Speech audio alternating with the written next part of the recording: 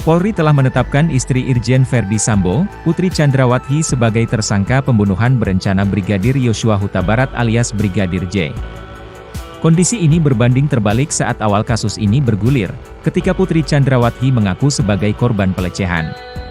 Namun skenario tindak pelecehan tersebut gugur setelah penyidik tak menemukan unsur pidana dalam kasus ini.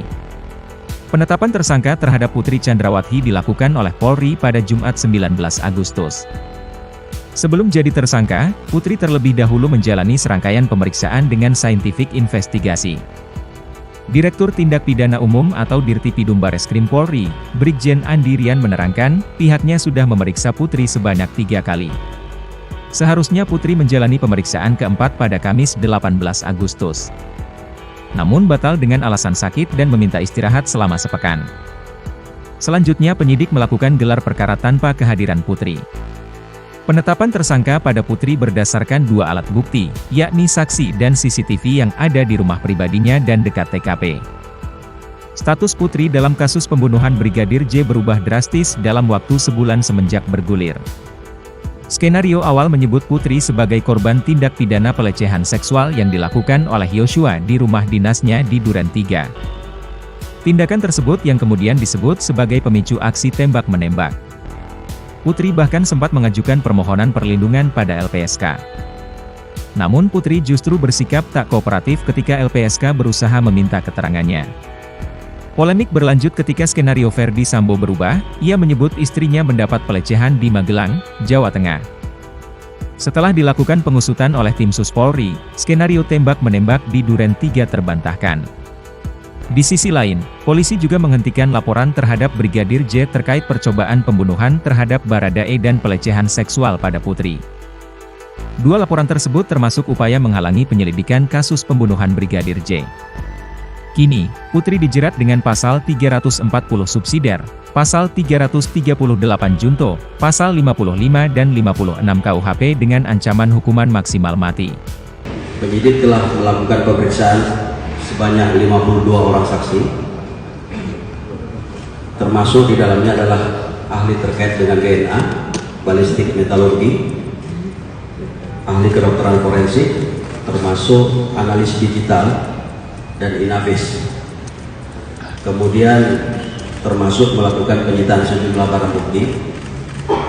Nah, perlu saya sampaikan kepada rekan-rekan media, alhamdulillah CCTV yang sangat vital yang menggambarkan situasi sebelum, sesaat dan setelah kejadian di Duren 3 itu berhasil kami temukan.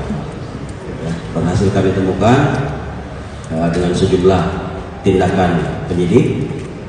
Dari hasil penyidikan tersebut, tadi malam sampai pagi sudah dilakukan sejumlah kegiatan pemeriksaan, konfrontir. Tadi juga sudah disampaikan oleh Bapak Ketua Tim bahwa Ibu PC sudah ditetapkan sebagai tersangka.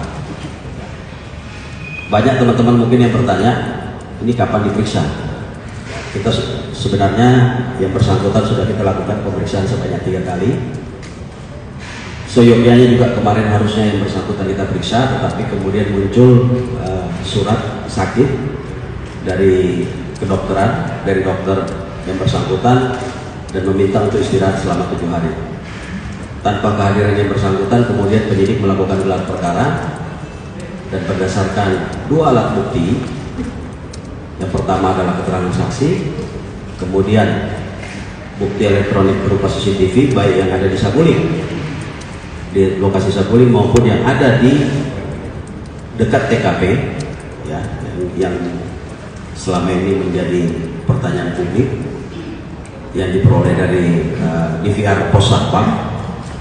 Inilah yang menjadi bagian daripada circumstantial evidence atau barang bukti tidak langsung yang menjadi petunjuk bahwa PC ada di lokasi sejak di Saguling sampai dengan di Duren 3 dan melakukan kegiatan-kegiatan yang menjadi bagian daripada perencanaan pembunuhan terhadap Brigadir Joshua. Selanjutnya juga pada kesempatan hari ini kami sampaikan kepada rekan-rekan media bahwa 4 berkas perkara tersangka sebelumnya, yaitu Saudara FS, Saudara RR, saudara RE, dan saudara KM hari ini akan kita laksanakan pelimpahan ke kejaksaan atau tahap 1 untuk kemudian nanti akan dipelajari oleh teman-teman jaksa penuntut umum. Jadi pasal yang kami persangkakan terhadap saudara PC itu adalah pasal 30, surat lagi pasal 340, subsidiar 338, junto pasal 55, junto pasal 56 KUHP.